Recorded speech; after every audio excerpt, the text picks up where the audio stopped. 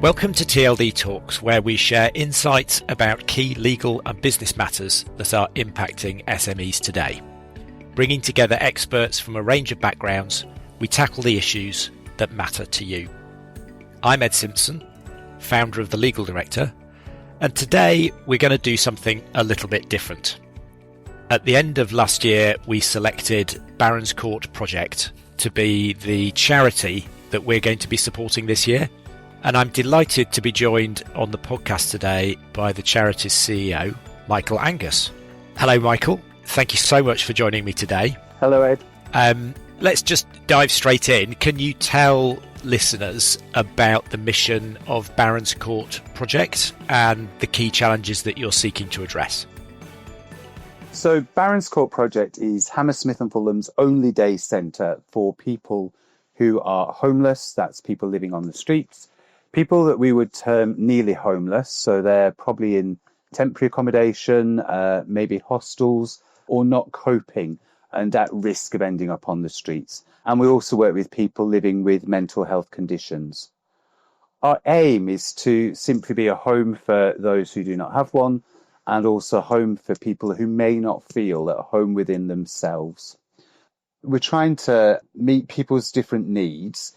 So we have three areas of work, which we call body, mind and spirit.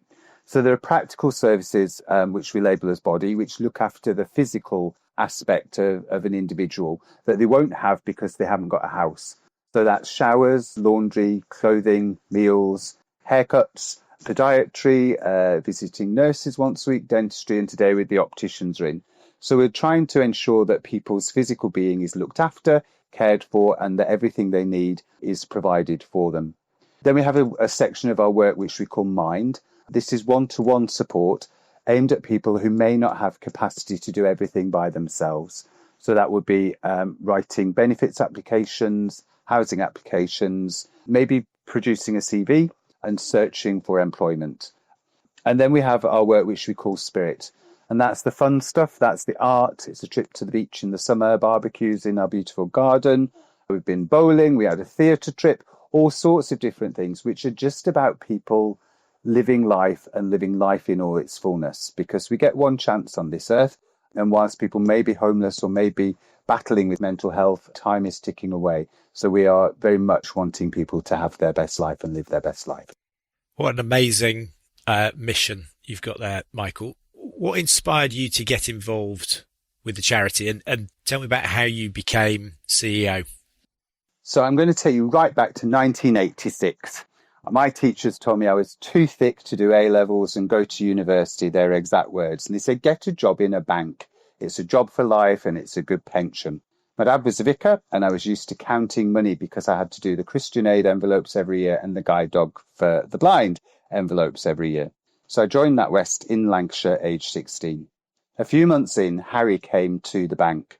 Harry was a regular at the vicarage because he was homeless. Every couple of weeks or so he came for food.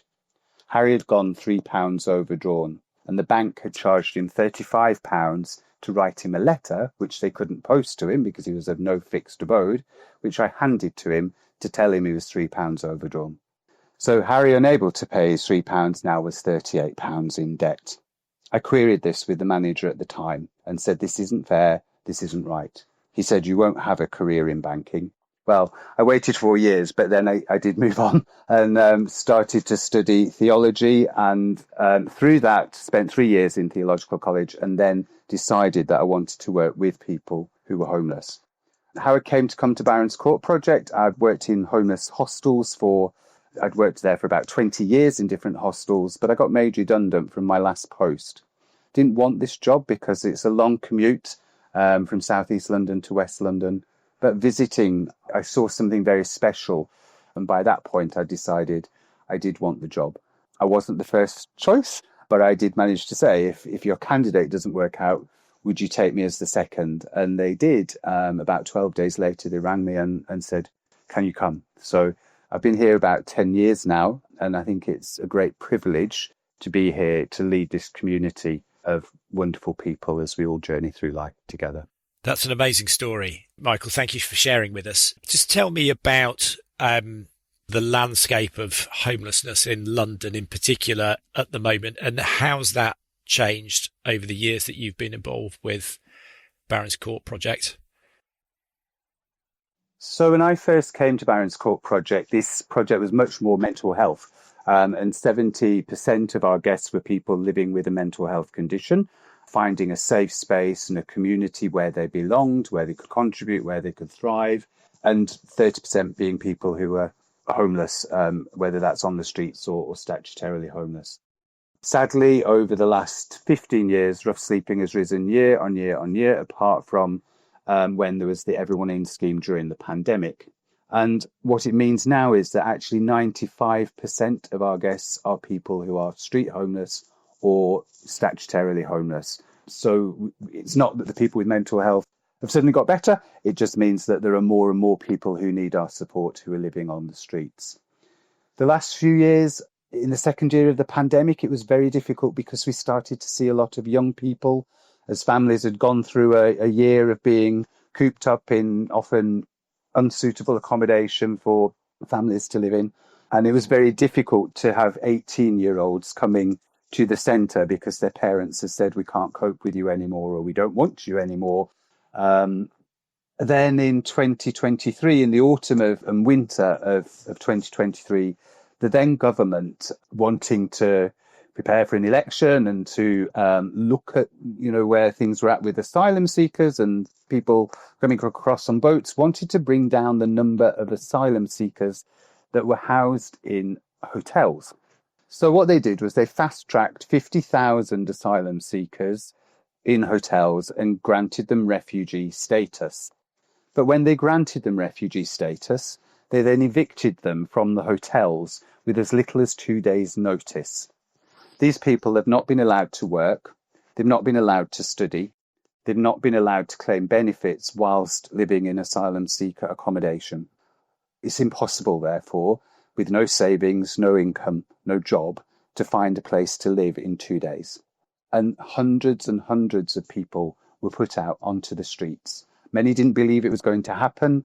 There were reports of Home Office staff going into the hotels in this borough, throwing people's possessions out of the windows. That act was particularly cruel, but it also changed the nature of the project, because suddenly, instead of mainly British and Europeans, we were serving people from all across the world. We had to adapt our menu. We had to use Google Translate for lots of people, and it changed the dynamic within the centre. There were points where we didn't think we would cope and that we might have to give people a 2-hour time slot to manage the numbers.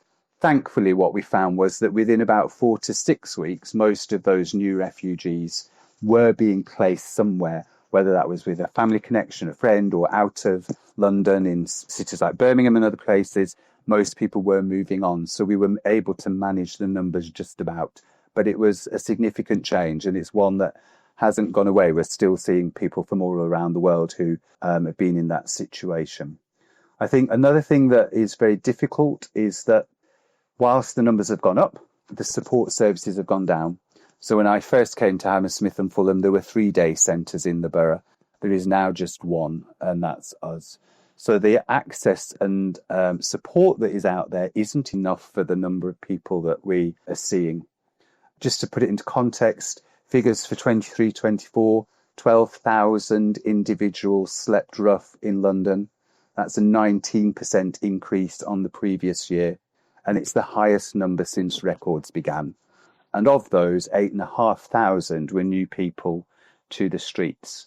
So it actually feels like we're going backwards, not forwards. And we're yet to see any improvement since the new government came in. Although there's been pledges of money to tackle rough sleeping, nothing has yet made a difference. So we're still in this ever-ending cycle of rising numbers.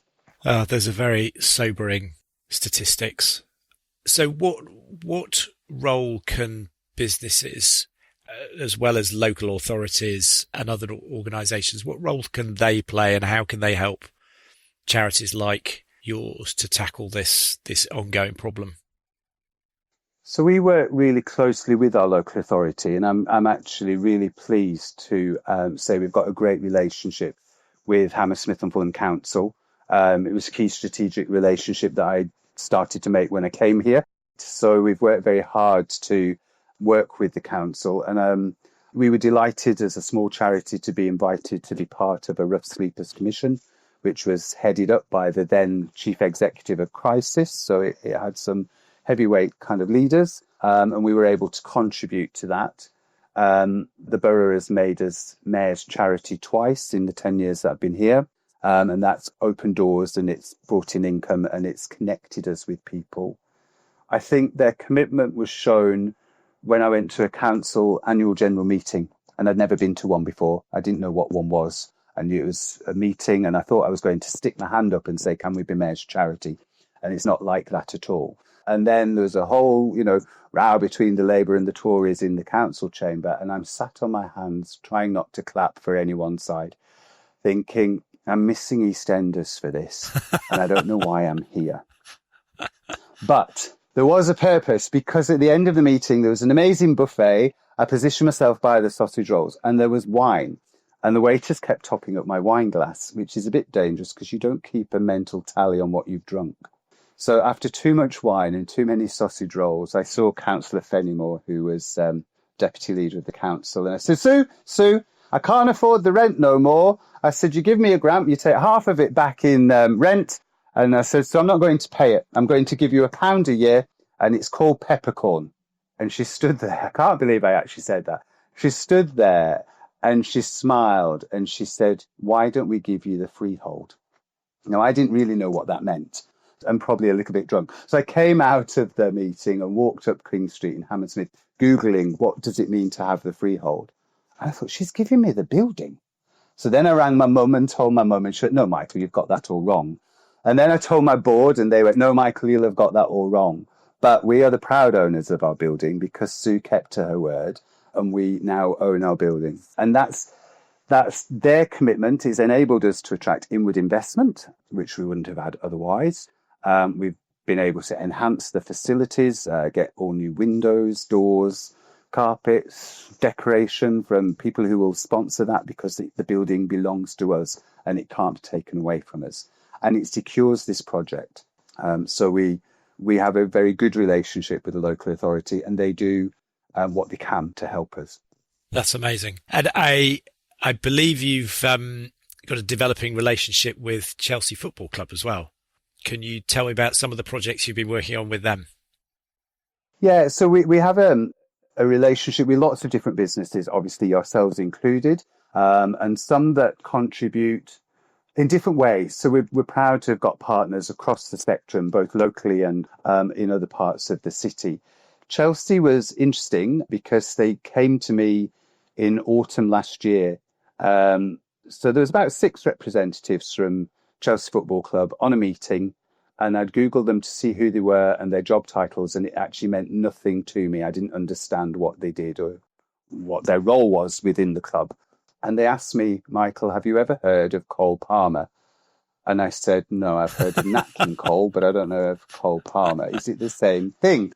And they went, no. And so they explained who Cole Palmer was, and they explained that he was an England footballer as well as Chelsea footballer, and that he had a gesture where he rubbed his biceps if he scored a goal, which looks like he's rubbing his arms to keep him warm. So they ran a campaign called Leave the Cold to Cole. And the whole concept was that through their fans, they would gather warm clothing for people who were homeless, experiencing homelessness in West London, and they would also try and raise some funds. Fans did contribute. They dropped off coats and socks and other items of clothing at match days. And then between fans, players and sales from the mega store, they've actually raised £90,000, which is going to be distributed across a number of homelessness charities. But I think the other thing that they did was it raised our profile. We were tweeted about a lot. Players came to visit. That was seen by about 2 million people, I think.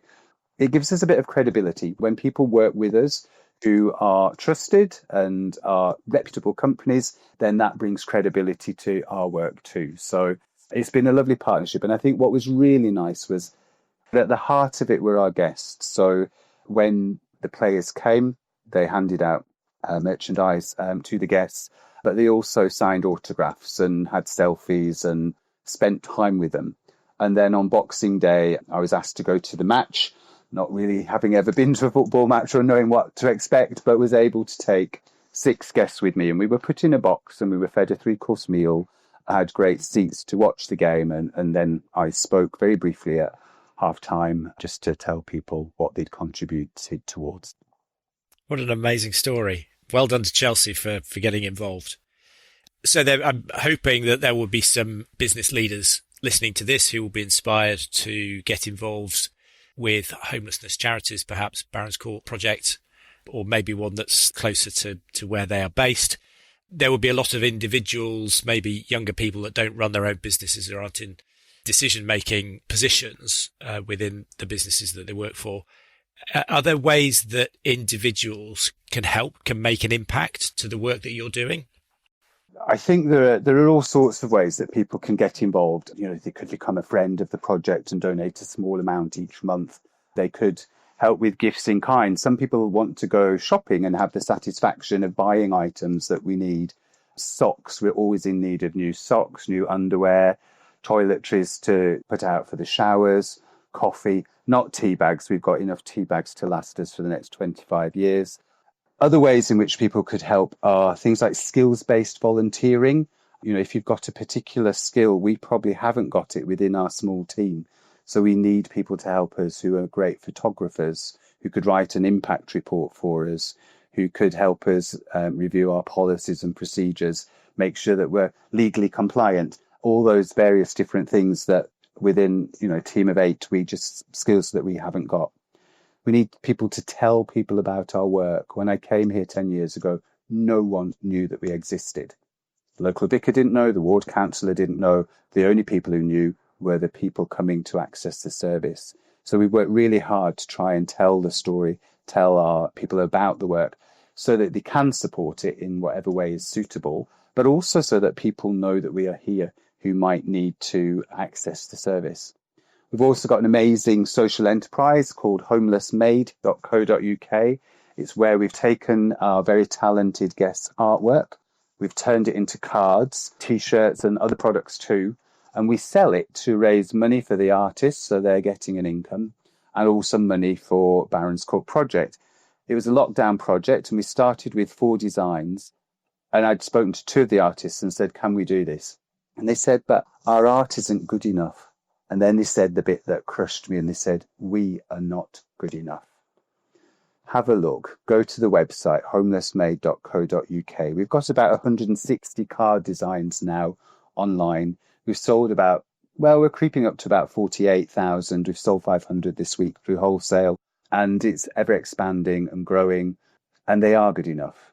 The art is good enough, and the people are good enough to warrant this. And the beauty of it has been that it brings in money. So it's providing the artists with that income. They get 50% of the profit. It got us across the line in one difficult financial year, but it's also brought in about £160,000 worth of grants, which we would not have been able to apply for otherwise. But it's also increased their confidence, their self-esteem.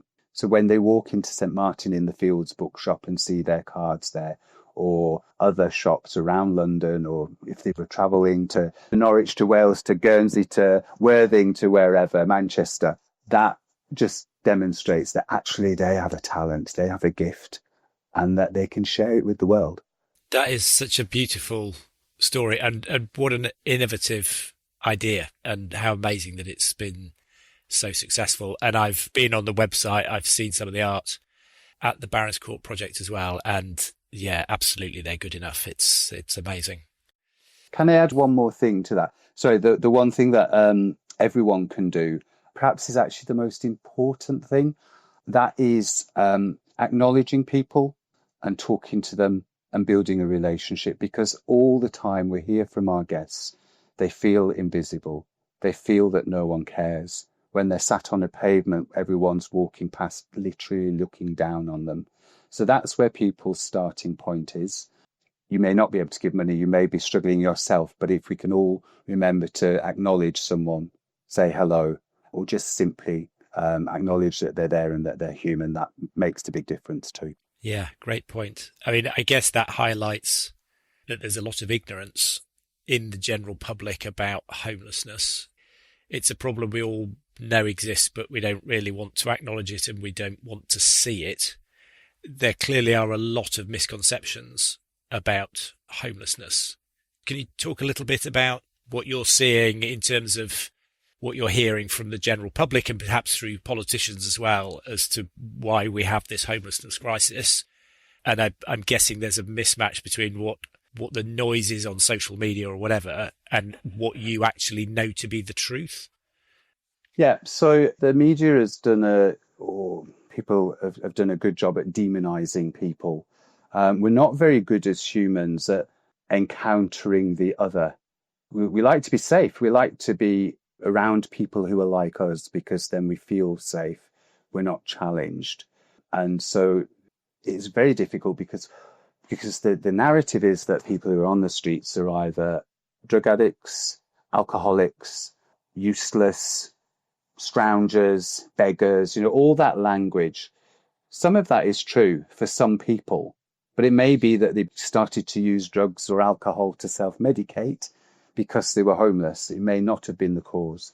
And we know that the greatest cause of homelessness hasn't changed in over 30 years of the time I've been working in this sector. It is still relationship breakdown. But people also are fearful. So they'll think that people who are on the streets are dangerous. Perhaps they've got a knife, or perhaps they're going to scream or be unwell. And yet someone who's experiencing homelessness is 10 times more likely to be assaulted than you or I or those who are housed as the rest of the population. And I think, there's another misconception is that people think, well, it could never happen to me, but it can happen to anyone. I've worked with people from all walks of life who have ended up on the streets. Yesterday, I was having a conversation with someone I'll call A, and he lost his job. He was ex-army. He was working as an operations manager. He's very bright. He was earning about 48,000 a year. He had a partner. She was doing well too.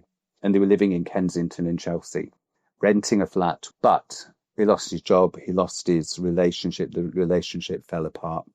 And he'd used his savings in 4 months trying to keep himself afloat and pay the rent and pay the bills, and literally then ended up on the streets.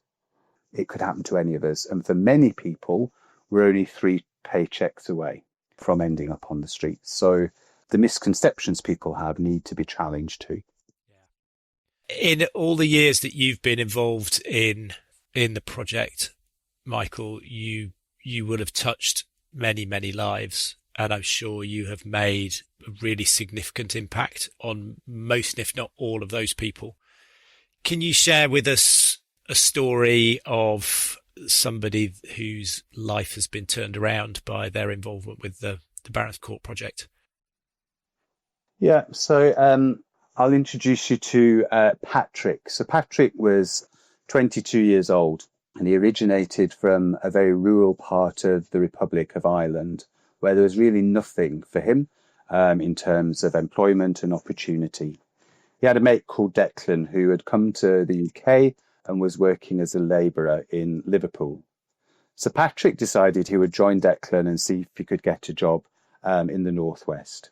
But sadly, Declan had an accident and he managed to break both his wrist and his ankle. And having lost his job, he lost the accommodation that they were both sharing. They both ended up at Barron's Court project. So our work was to try and, first of all, meet their daily needs, to make sure they were fed, that they'd had a shower, they had adequate clothing, and that we could manage whatever they needed. But, we were then able to start using our one-to-one support workers to look at the situation, find out what we could do for them and help them move forward. So we were able to access and apply with them for benefits claims. And then because it was winter time, we were able to get them into a winter night shelter. And through that and our ongoing relationship, we were then able to work with the night shelter to get them housed into more permanent accommodation, house share, but, rooms that they weren't going to lose. And from that, they both got back into employment. They weren't lazy. They didn't want to be unemployed. They'd come here to work and to work in industries that we need. But they just fell down on their luck. Those things happened and we don't see them anymore. We don't need to see them anymore. They're living their best life. But I think back to the time they spent with us. And actually, I think what was perhaps the most important thing was actually being part of a community, part of a group of people who saw each other day after day, a group of people who were friends, part of a group of people who weren't always friends, but that they knew that they were cared about and that they knew that the work that we do comes from a place of love. When relationship breakdown is still the main reason why people end up homeless, our work is about loving people. What a great story. Let's look forward. What's next for the project? Have you got any particular projects coming up? Any exciting initiatives you can tell us about? So I think I said at the beginning, we actually turned 40 this year. To mark that, we want to have a series of events looking at yesterday, today, and tomorrow, and to try and give thanks for the work that we've done, celebrate the achievements that we've achieved with people, celebrate the fact people find life in this community, as well as looking forward to the next 40 years. And there will be a need for a project like this one for the next 40 years, because so far no one has managed to end rough sleeping. You know, politicians and princes tell us they're going to end rough sleeping time and time and time again. Well, it's great that they're keeping the narrative going, but none of them have done it yet. And they won't by themselves either, because actually this will only ever happen if we all work on it together. But even if they did end rough sleeping, they won't end what I would call homelessness. And that is because we aren't talking about houselessness, we're talking about homelessness. And that is a different thing. You know, for me, when I think of home, I call many places home. Lancashire, where I grew up, London, where I live now, Johannesburg, where I lived and worked in 2007, Church, where I feel at peace, Barron's Court Project, lots of different places I feel at home or call home.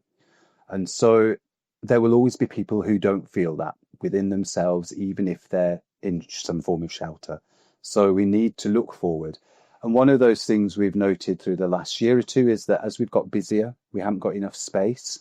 So we've got plans to raise the roof and reach for the stars, as S Club 7, I think it was, sang about once. But, you know, we want to take that roof off and build another floor on so that we can use the current art room as a lounge and then perhaps have a quiet space or a library and the art studio up in what's currently the attic. So the plans have gone in to be hopefully approved. We'll hear in about 10 weeks' time. Then we'll have an idea of what that will cost, maybe about $250,000. And then we'll start working on trying to secure donations for that project. It would be nice if we could complete all of that within the year. Fabulous. What an amazing goal. And that really would be an exciting project to get done and transformational, I guess, for the charity as well. Let's bring things to a close. I'm going to, first of all, a bit like Desert Island Discs, I'm going to ask you to imagine that you've got unlimited resources and a magic wand. What's the one thing that you would do? What's the first thing that you would do to tackle homelessness? So I'd have extra support workers. We've got 2.5 at the moment, and we need 5 really to do the one-to-one support that we need to do to help people. I would have a fund to particularly cater for people who are called people with no recourse to public funds. So they make up a significant percentage of the people living on the streets, and they are Europeans who are not part of the original EU, who have every right to live and work here, but cannot claim benefits, predominantly Europeans. And when they fall on hard times, they have 3 choices. Get a job, which is very difficult to do when you're on the streets. Go home, but there's all sorts of complications about that. Or stay on the streets, and that's it. There is no other choice. And so those people are stuck and in limbo. We have helped some people return back to countries of origin who've wanted to, but we also need to find a way of working with those people and maybe just some respite. So again, someone was talking to me recently and said, I booked into a private hostel. It's £18 a night. We've all heard people asking for that on the tube. But, you know, that's when people are desperate. They will do that when they're desperate. So if we had a fund to be able to identify people who just needed a night or two off the streets because it's become all too much, then that actually might make a difference. So those are some of the things. Fantastic. And then thinking about the audience listening today, what are the really key messages you'd like them to take away from this conversation? I think it's that thing I talked about earlier where it could happen to anyone, but it's a huge impact. It's not just, inconvenient or a shame. It's actually really detrimental, so that people are at risk of being assaulted, 10 times more likely to be. That life expectancy drops from 81 down to 43 if you end up sleeping rough, and that you are genuinely alone, and feel alone and do not feel loved. And that actually our work is simply about loving people. It's not simple, and there's kind of lots we need to do to try and help people off the streets and access to services and to move forward. But at the heart of our work, it is about loving people who often don't feel loved, and that we need to show them that they are. Thank you, Michael. That's going to bring us to the end of the podcast. Thank you, everyone, for listening. Thank you, Michael, for being such an engaging and entertaining guest. I hope you found the discussion interesting, thought-provoking, inspiring. If you'd like to know more about the Barron's Court project and the work that it does, please have a look at the website barronscourtproject.org. I'd also encourage you to have a look at the website, the Homeless Maid website that Michael mentioned. That's homelessmaid.co.uk, and think about how you could support either the Barron's Court project or another charity or organisation that's involved in tackling the scourge of homelessness.